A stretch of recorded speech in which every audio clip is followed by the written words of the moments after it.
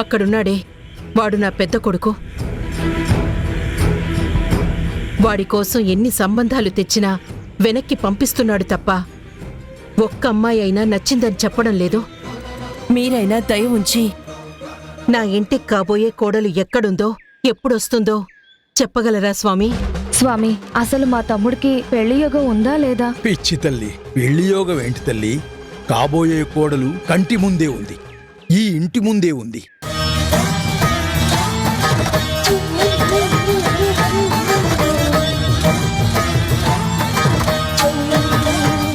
ఏమంటున్నారు స్వామి?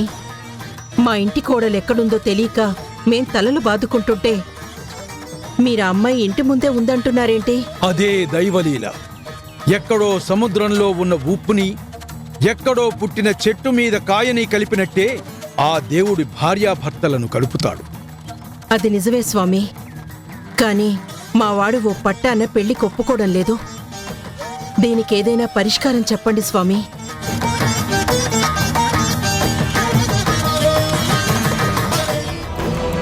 హర నమః పార్వతీపతయే హర హర మహాదేవ.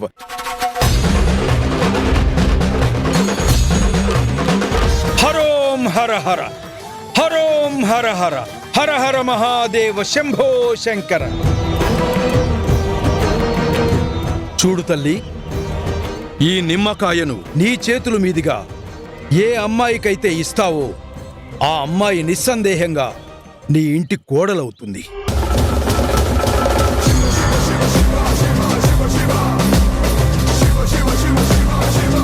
మీరు చెప్పింది నిజమా స్వామి? ఈశ్వరాజ్ఞ. నేను చెప్పిన దాంట్లో తిరుగులేదమ్మా. ఈ నిమ్మకాయ ఏ అమ్మాయి చేతిలో అయితే ఉంటుందో ఆ అమ్మాయే నీ ఇంటి కోడలవుతుంది. అదే దైవేచ్ఛ. హరోం హర హర, హరోం హర హర, హరోం హర హర, హరోం హర హర, హర హర మహాదేవ శంభో శంకర. ఏంటమ్మా నీ పిచ్చి కాకపోతే ఈ నిమ్మకాయ ఎవరి చేతులకు వెళ్తే అది ఈ ఇంటి కోడలైపోతుందా? ఈ నిమ్మకాయ ఈ కుక్కకో పందికో దొరికితే అది కూడా ఇంటి కోడలైపోతుందా? తప్పురా. ఈ మంత్రించిన నిమ్మకాయని అలా తక్కువ చేసి మాట్లాడొద్దు.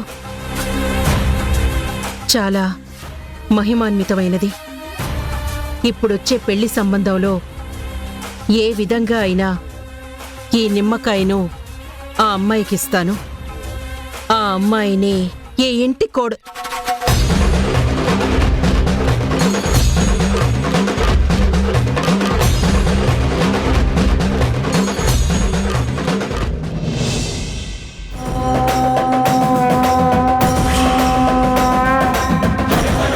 కళ్యాణి, వద్దు వద్దు వద్దు వద్దు వద్దు.